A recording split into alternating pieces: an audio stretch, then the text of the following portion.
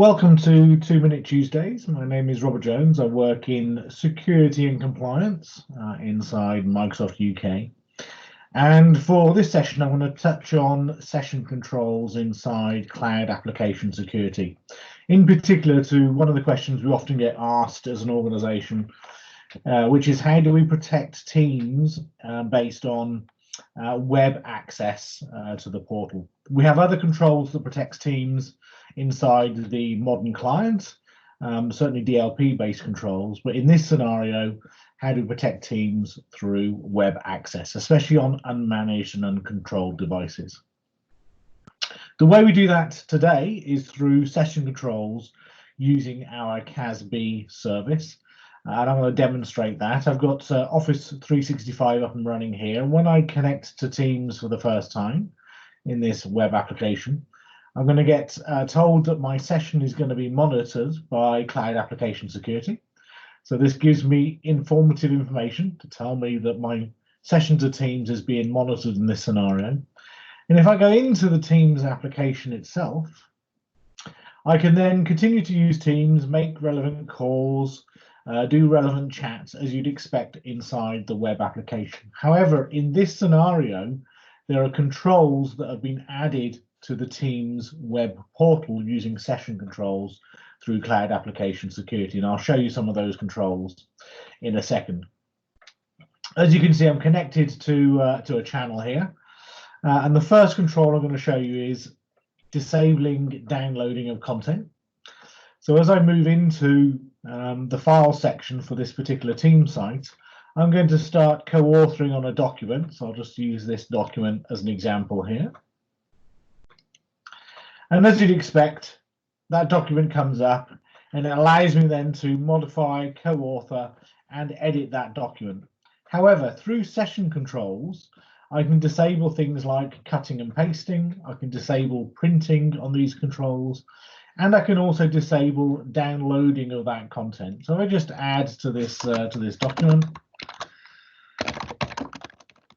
Example. And then I go and try and download that or save that to my local PC. If I do save as here and download a copy, Cloud Application Security is going to interrupt that with the session controls. And as you can see here, it's telling me that I've been blocked in downloading this file. And if I close that, you'll notice that it gives me a stub object here, which is basically a text file.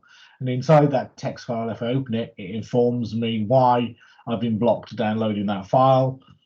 Could be through DLP controls, could be through session-based controls as well. In addition to that, I've got granular level control over what I can do with some of these files. If I do a save as on a PDF at the moment, and download that, at the moment this PDF file is blocked, but I'll open up and allow myself to download that PDF using session controls later on. So it gives me control over what I can and can't do based on file access, and I'll show you some of those controls that wrap around that in a moment. If I go back to Teams and close this document, I can also apply DLP based controls to chats as well. So if I just pop in a credit card number on this channel here as a really quick example. Again, session controls in Cloud Application Security are going to kick in and tell me that activity or that action has been blocked based on me entering in a credit card number into this particular site. So it's going to try and send that credit card number and then it's going to fail. So that credit card has not then been delivered to the Teams channel using session-based controls. And I can go and delete that once that message has failed and Teams has rejected that through session controls for DLP. So how are we performing this activity today, and how do we trigger this activity? This is done through conditional access based policies, and I've got a number of conditional access based policies in my demo tenant here. So I can see here at the bottom I'm blocking Teams content based on credit card numbers that are being popped into Teams. And using conditional access, we have two sections in terms of the assignments. The first section is a matching section, so we can scope the conditional access-based policy to users and groups. We can scope it to things like cloud applications. So in this case, I've scoped this to the Teams client in this scenario.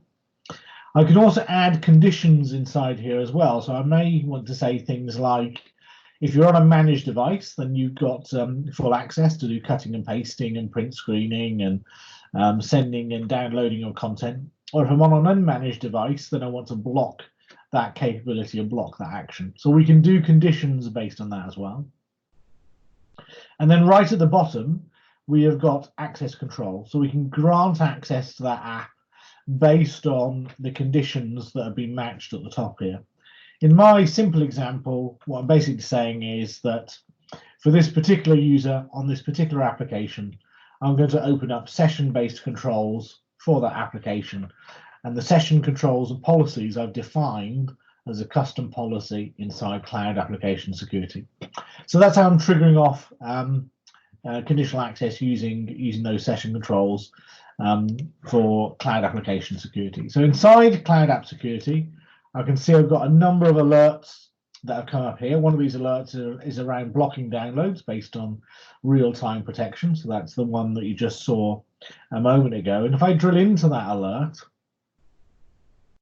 I can then do some remediation and investigation around that, and also find out what's actually happened based on the number of alerts and activities that have been triggered by that individual. It also shows me my location, where I'm coming in from, in this case, the United Kingdom. And it also shows me if I have privileged roles inside this particular instance as well. If I look at the policy that's been defined for that particular alert, there's a number of actions and activities that we can go and define based on Cloud Application Security. You can see some of the example policies that we've got here. So things like anomaly detection to access against Cloud Application Security policies. And then if I scroll down a little bit, we can also go and see some of the more critical alerts. Let me just filter on severity based on things like leaked credentials.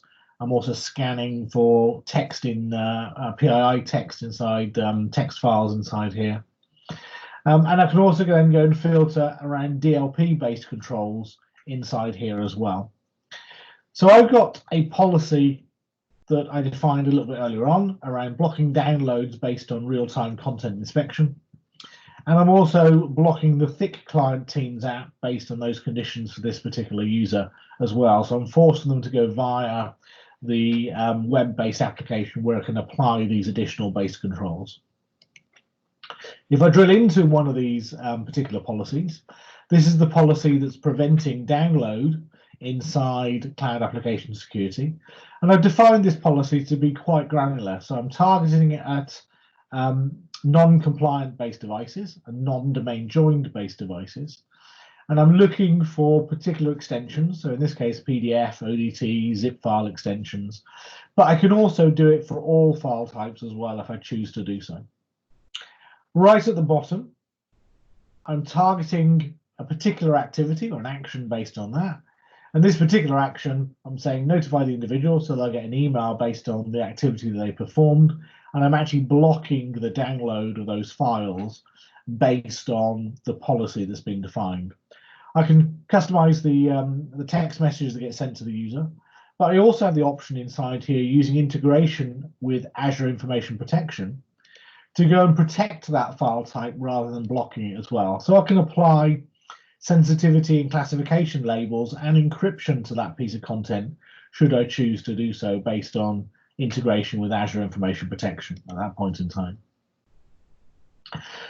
If I go and modify this particular control, so for example, if I removed PDF from those session-based controls, then I can allow granular activity to happen within inside Teams. So if I go and update that policy, what's going to happen now is it's going to prevent me from downloading the physical Word document for that file, but it's going to allow me to go and download the PDF content for that file inside Teams.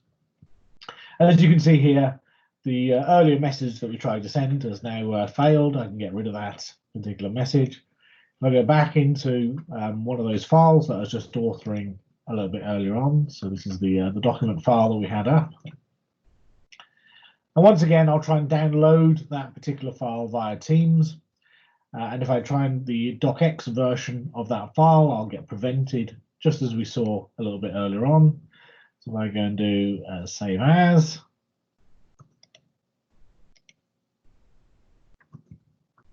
once again, I'll be blocked for downloading that particular piece of content. And now if I try the PDF version of that particular file, it's now going to allow me to download the PDF version of that file. So I can be very granular around session controls in terms of what I allow and what I don't allow users to go and do inside that scenario. So hopefully for 2-Minute Tuesdays, that was your useful session, just to give you a quick overview of session controls inside cloud application security. Thank you very much.